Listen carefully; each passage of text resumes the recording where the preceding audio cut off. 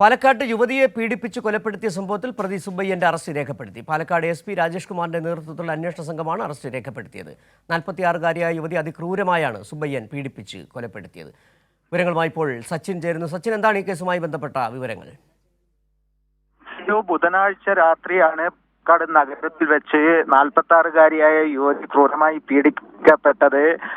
ഈ പീഡനത്തിൽ യുവതിയുടെ ആന്തരിക അവയവങ്ങൾക്ക് ക്ഷതമേറ്റിരുന്നു. ഇതാണ് കാരണം എന്നാണ് പോസ്റ്റ്മോർട്ടം റിപ്പോർട്ടിലുള്ളത്. തുടർന്നാണ് വണ്ടിത്താവളം സ്വദേശി സുബ്ബയ്യയെ പോലീസ് അറസ്റ്റ് ചെയ്തത്. ഇന്ന് പാലക്കാട് SP നേതൃത്വത്തിലുള്ള അന്വേഷണ സംഘത്തിന്റെ നേതൃത്വത്തിലായിരുന്നു അന്വേഷണം പുരോഗമിച്ചത്. ASP രാജകുമാറിനായിരുന്നു അന്വേഷണ ചുമതല. തുടർന്നാണ് അറസ്റ്റ് രേഖപ്പെടുത്തിയിരിക്കുന്നത്. ക്രൂരമായ പീഡനമാണ് യുവതി നേരിട്ടത് എന്നാണ് പോസ്റ്റ്മോർട്ടം റിപ്പോർട്ടിലടക്കമുള്ളത്. ഇതിന്റെ അടിസ്ഥാനത്തിലാണ് വണ്ടിത്താവള സ്വദേശി സുബ്ബയ്യയെ അറസ്റ്റ് ചെയ്തിരിക്കുന്നത്.